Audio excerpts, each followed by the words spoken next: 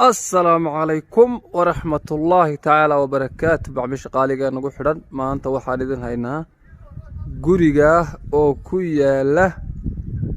قرون كبحسنة وقوي جيسة أما هل سكد أما لا بس سكدود أيا كحيقا قرون كبحسنة حق وقوي وعصم مول أيو جار لي هاي إذن كاركيه وقريقا وحكا كوبي هاي sagaal maqsin ayuu ka kooban yahay laba qoloo seerfisa madbaqa oo dibadda iyo mid gudaha ah waa guri fooq ah 8 bay 60 ama balood ayuu ka dhisan yahay saad arkaysaanba ma sha Allah waa guriga aad arkaysaan ee fooq ah ee baloodka ka dhisan ee deyrka weyn iyo geedka weyn leh macaamiisha qaaliga nagu xidhan guriga waxaa laga bilaabay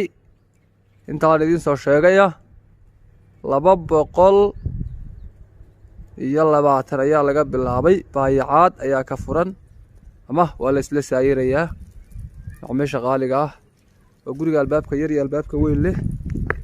saad arkaysaanba ma sha Allah guriga aad arkaysaan kan gurigu hayal furiis baa imka naga maqan suurtagal loo inaan gudaha galno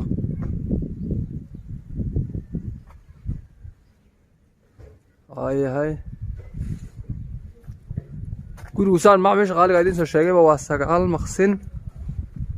ama 8 maqsin labada mid ahaan buu noqonayaa iyo servisyadiisii guriga quruxda badan agaana jaga ka dhigsan guriga aad arkaysaan ma sha Allah